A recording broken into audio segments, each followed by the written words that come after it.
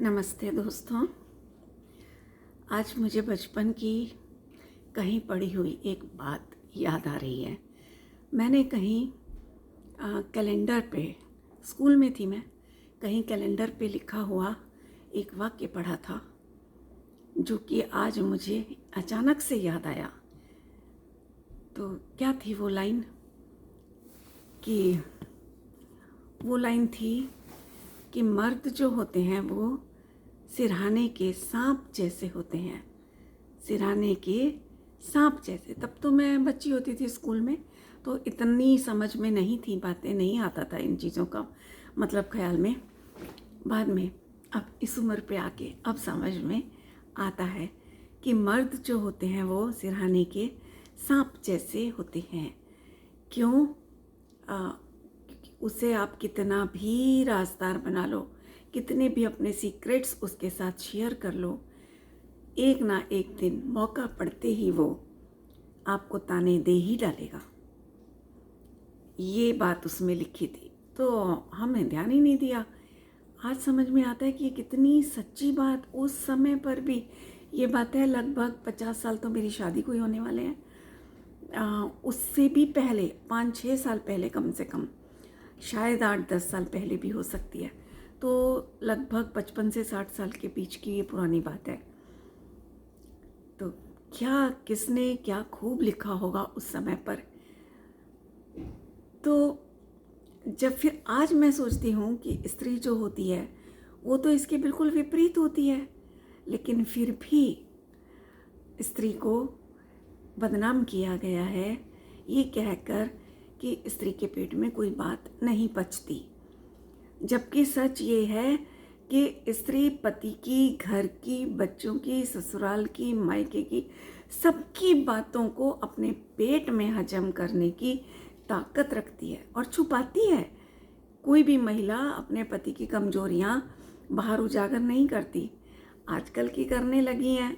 आज ज़माना बदल चुका है, पर हमने नहीं देखा। हम भी फ्रेंड्स मिलते थे, हंसते थे, बोलते थे। 2-3 फ्रेंड्स थी खास जिनके साथ अब अपनी हर दुख दर्द की बातें शेयर करते थे, और वो भी हमें हमेशा पॉजिटिव से समझाती थी। मेरी फ्रेंड थी एक मिसेज़ आहूजा, अब तो वो एक्सपायर हो चुकी है। मैं कभी भी उसको अपने घर की तकलीफ़ बताती थी ना, वो हमेशा मुझे यही समझाती थी कि देख रश्मि, छोड़ यार, कुछ नहीं रखा इन बातों में, रहना तो यहीं है, क्या फ़ायदा अपना मन खराब करके। हमेशा यही कि कोई बात नहीं, छोड़ दे परे। कभी किसी रिश्तेदारी में कोई मेरा मनमुटाव हुआ, फिर उनके यहाँ शादी हुई किसी बच्चे की और मुझे भी जाना पड़ा, खास रिश्तेदारी की बात बता रही हूँ, तो भी मैंने उसको डिस्कस किया। मैंने कहा यार मेरा बिल्कुल मन नहीं है जाने का, मैं क्या करूँ। तब भी उसने मुझे यही बोला कि नहीं रश्मि, चली जा, कोई बात नहीं, इसी बहाने मन साफ हो जाएंगे सबके, तू ज़रूर जा, तू अपने कर्तव्य मत छोड़। तो मैं भी उसकी हर बात मानती थी, क्योंकि मुझ में ईगो कभी भी नहीं रहा। हालांकि दुनिया ने मेरी इस नेचर को ईगो का नाम दिया, लेकिन मैं जानती हूँ कि मेरे अंदर क्या है, ईगो है या सेल्फ रेस्पेक्ट है। तो मैं गई। तो कहने का मतलब कि ये कहावत, ये तो मेरे बचपन की कहावत है ना, स्कूल टाइम की। उस समय पर भी जिसने भी ये लाइन लिखी होगी, तो इसका मतलब मर्द तो शुरू से ही ऐसे होते ही होंगे ना, स्त्रियों को ताना देने वाले।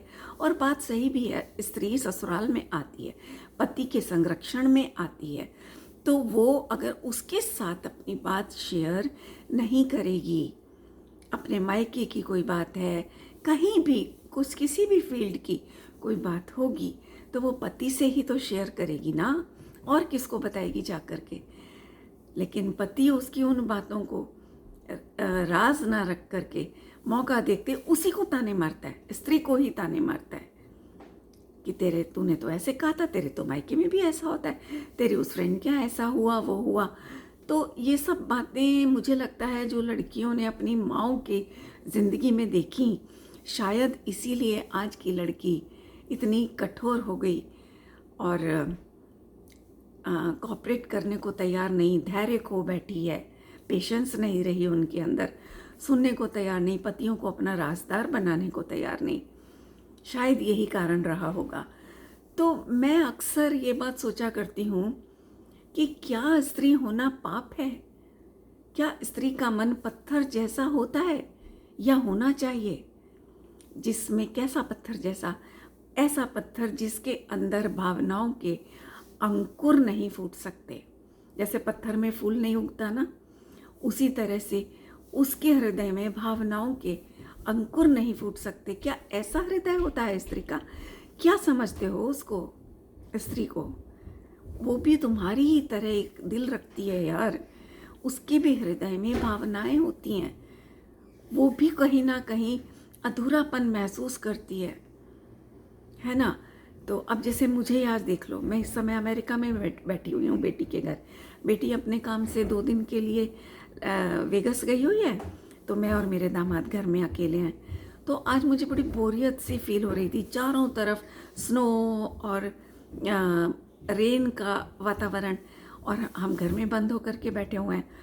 तो मैं बड़ी बोर हो रही थी, मेरा मन नहीं था शाम का खाना बनाने का। तो मैंने मेरे दामाद से कहा, मैंने कहा चलो बाहर कहीं चलते हैं। तो हम बाहर गए, खूब लेक है यहाँ पर एक, वो पूरी स्नो जम गई है उसके पानी के ऊपर। पानी जो है बर्फ़ की तरह जम चुका है, इतनी ठंड की वजह से। तो हम वहाँ पे गए, खूब हमने वॉक की, एंजॉय किया। तो कहने का मतलब कि हमारे भी मन में भावनाएं होती हैं। मेरे मन में आया ना कि नहीं, बोर हो गई हूँ, और मेरे दामाद ने बड़ी खुशी के साथ मुझे लेके गया और मुझे एंजॉय कराया। खूब फोटोग्राफी की हमने, वहाँ पे बर्ड्स भी थी जो वो स्नो के ऊपर चल रही थी, खूब फ़ोटोज़ खींची। फिर वापसी पे हम बाहर में खाना खाते हुए एंजॉय करके अब भी घर में घुसे हैं। तो कहने का मतलब ये कि भाई, स्त्री का हृदय पत्थर नहीं होता, ठीक है। और माना कि स्त्री त्याग, प्रेम, क्षमा, सहनशीलता आदि की मूर्ति है, लेकिन मैं ये पूछना चाहूँगी कि क्या वो सिर्फ त्याग के लिए बनी है? क्या सिर्फ सहन करने के लिए बनी है? या तुम्हारी हर गलतियों को क्षमा करने के लिए बनी है? या सिर्फ प्रेम प्रेम ही दिए जाए उसी के लिए बनी है? क्या उसके दिल में कहीं क्रोध का अंकुर नहीं फूट सकता? क्या उसके मन में कहीं त्याग की बजाय कुछ पाने की लालसा का जन्म नहीं हो सकता? बताओ मुझे, हैं? यदि ये सारे गुण स्त्री के हैं, तो क्या पुरुषों को इन आभूषणों से शोभित होना नहीं चाहिए? उनके भी तो कोई गुण होंगे, या सिर्फ गुस्सा करना, चीखना, पुकारना, डोमिनेट करना, ये ही पुरुषों का गुण है? ये बात मैं अक्सर सोचा करती हूँ। तो क्या अत्याचार करना, हुकूमत चलाना, स्त्री को अपना गुलाम बना करके रखना, ये ही आभूषण है पुरुष के? हैं? अपने गुस्से में भर करके पूरा गुस्सा उसके ऊपर उंडेल देना, कभी वाणी के द्वारा, कभी हाथ पैर चला करके। कुछ पुरुष तो जूते चप्पल भी चलाने से पीछे नहीं हटते। तो क्या यही पुरुषों के आभूषण है? यही गुण है उनके? तो मैं बचपन से सुनती आई हूँ कि स्त्री को घर की जिम्मेदारी इसलिए दी गई ताकि बाहर के पुरुषों की गंदी नज़र से उसकी सुरक्षा हो सके। लेकिन मैंने कभी ये नहीं सोचा कि घर में भी तो वही पुरुष है जिसकी कुदृष्टि का शिकार वो घर में भी बनती आ रही है ना। बाहर वाली महिलाएं भी यही घर वाले पुरुष होते हैं जिनकी कुदृष्टि का शिकार बाहर वाली महिलाएं बनती है। तो और अपने घर के पुरुष भी अपने ही घर की महिलाओं पर, बच्चियों पर कुदृष्टि डालते हैं। तो भाई, मुझे एक बात बताओ कि अगर रिश्तों में बंधी हुई इस रिश्तों में बंधी हुई पुरुषों की कुदृष्टि से तो भाई बाहर वाली महिला भी सुरक्षित नहीं है, घर वाली भी सुरक्षित नहीं है। जब घर वाली ही सुरक्षित नहीं है तो बाहर वाली की तो बात ही नहीं रह जाती ना। तो यहाँ पर बहुत एक प्रैक्टिकल क्वेश्चन पैदा होता है कि फिर चेंज किसे करना? महिलाओं को तुमने घूंघट में लाद दिया, सर से पांव तक कपड़ों में लपेट दिया। आज की लड़कियां जीन्स पैंट्स पहनती हैं, थोड़ी शॉर्ट्स कपड़े पहनती हैं, तो उनको तुमने बदचलनी का नाम दे दिया। तो इतने भर से क्या स्त्री सुरक्षित हो गई? ये चीज़ें स्त्री की असुरक्षा का कारण कभी थी ही नहीं और होंगी भी नहीं।